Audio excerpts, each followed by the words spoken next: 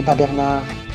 T'as picolé toute la soirée et en plus c'est toi qui conduis. Fais attention, il y a un radar au bout, je t'ai dit. Fais attention, va doucement. Fais attention. Il y a... Oh voilà, bah voilà, on a été flashé. Pourquoi tu freines en plus? Pourquoi tu freines? Roule. Mais roule. Roule, sinon il va nous donner la contravention en main propre.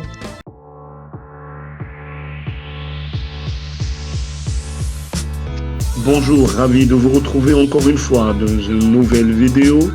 Je suis Amine et vous êtes sur Question Curiosité.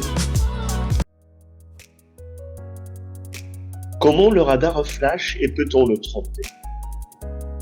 Une question que nous allons développer avec pas mal de détails. Tout d'abord, nous sommes tous tenus de respecter le code de la route. Et parmi ces exigences, il y a les diverses limitations de vitesse, fixées à 30, 50, 70, 90, 110 et 130 pour les autoroutes. En bordure de certaines routes, nous trouvons les surveillants automatiques, à savoir les radars. Et si par hasard, vous dépassez la limitation autorisée sur la route empruntée, il est fort probable que vous soyez flashé. En conséquence, vous recevez rapidement une contravention chez vous, précisant la date, l'heure, le lieu et la vitesse à laquelle vous rouliez.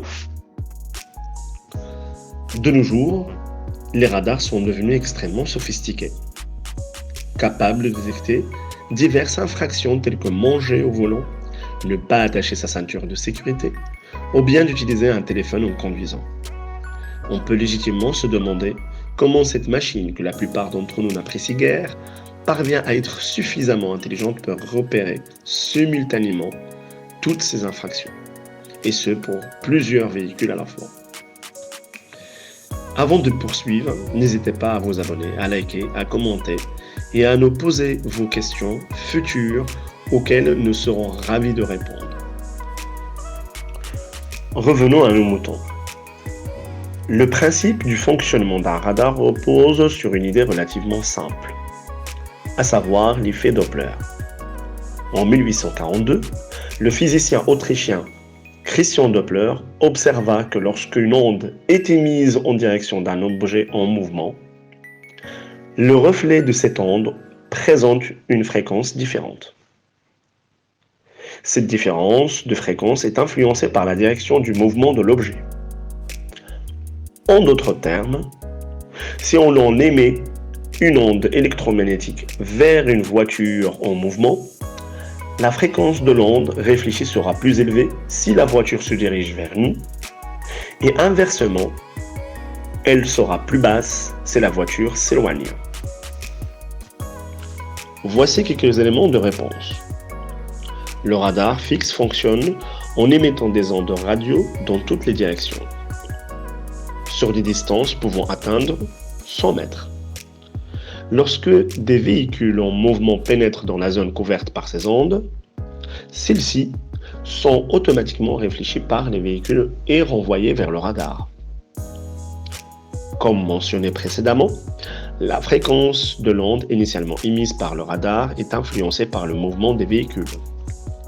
Le radar effectue alors un calcul entre la fréquence initiale émise et la fréquence renvoyée par le véhicule en mouvement. Cette différence de fréquence permet au radar de déterminer la vitesse du véhicule. Il existe également un autre type de dispositif utilisé par les forces de l'ordre, connu sous le nom du radar mobile. Le principe est similaire à celui des radars classiques, mais celui-ci utilise la technologie laser. Vous pouvez observer que ce type de radar est équipé de deux lentilles, l'une pour émettre le laser et l'autre pour le recevoir après sa réflexion par le véhicule. La principale différence réside dans le fait que ce radar ne peut pas balayer l'ensemble de la route. Il doit être dirigé spécifiquement vers un seul véhicule en mouvement pour fournir une mesure fiable. Après avoir compris comment les radars détectent les excès de vitesse, explorons maintenant comment ces mêmes dispositifs parviennent à repérer d'autres infractions.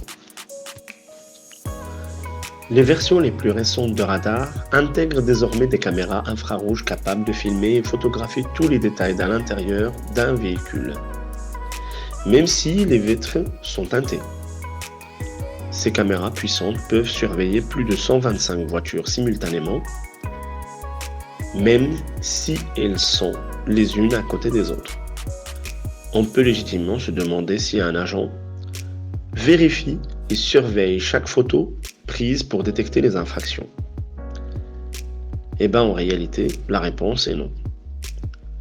Toutes les photos sont traitées automatiquement par les ordinateurs dotés d'algorithmes puissants, alimentés par des centaines de milliers, voire des millions de photos illustrant diverses situations, telles que des personnes parlant au téléphone, ne portant pas la ceinture de sécurité ou mangeant. Leur travail consiste simplement à comparer la photo prise avec celle de leur base de données pour déterminer si une infraction a été commise. De plus, l'utilisation de l'intelligence artificielle est de plus en plus marquée, garantissant une fiabilité approchant les 100%. Toutes les étapes, de la capture photographique à la comparaison avec les images disponibles dans la base de données, jusqu'à la prise de décision attestant la responsabilité du conducteur, s'effectuent en quelques secondes. Pour établir le lien entre l'infraction et le propriétaire du véhicule, le système se concentre principalement sur une identification du numéro de la plaque d'immatriculation. Cette information fournit à l'administration toutes les données nécessaires pour l'émission de la contravention.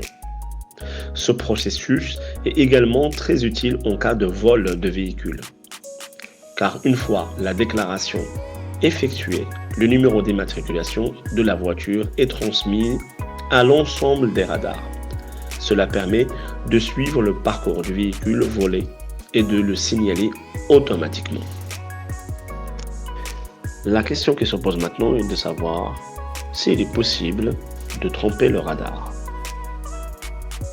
En augmentant considérablement la vitesse et en la réduisant à l'approche d'un point de contrôle en cas d'école, puis en réaccélérant à nouveau.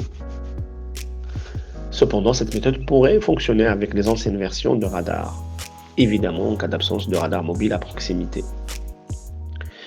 Il est important de noter que tous les radars de nouvelle génération sont désormais interconnectés. Ils communiquent le temps mis pour parcourir les distances entre eux pour tous les véhicules qui passent par ce tronçon. Et ils calculent la vitesse moyenne pour tous ces véhicules-là. Et si on a une vitesse moyenne élevée par rapport à la limitation de vitesse, vous risquez de recevoir une contravention même si vous avez réduit votre vitesse à l'approche du radar. C'est ce qu'on appelle communément le radar tronçon, qui peut impliquer non seulement deux radars, mais potentiellement une série de radars interconnectés.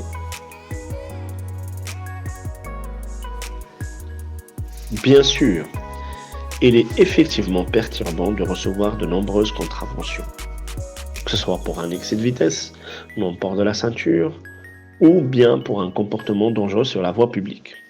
Cependant, il est important de noter que chaque année, l'Organisation mondiale de la santé publie un rapport sur le nombre mondial de victimes d'accidents de la route. Il est alarmant de constater que la majorité des décès, compris entre l'âge de 5 ans et 29 ans, sont principalement dus à des accidents de la route, probablement causés par le non-respect du code de la route. Il est crucial de noter que ne pas porter sa ceinture de sécurité peut aggraver les conséquences d'un accident et que la vitesse accroît le risque de dommages corporels vraiment beaucoup. Chaque année, plus de 2 millions de personnes décèdent dans des accidents de la route. Respecter le code de la route, attacher sa ceinture, éviter de conduire trop rapidement et se concentrer exclusivement sur la conduite sont des conseils de sécurité qui peuvent nous protéger tous contre des accidents graves. Il est essentiel de comprendre que gagner quelques minutes en roulant plus vite n'a pas de valeur supérieure à celle d'une vie humaine.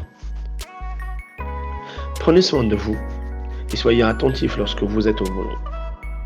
Si vous avez suivi cette vidéo jusqu'à la fin, merci de le mentionner dans un commentaire. N'oubliez pas de poser les questions qui vous viennent à l'esprit afin que nous puissions y répondre. À bientôt et à la prochaine. Ciao.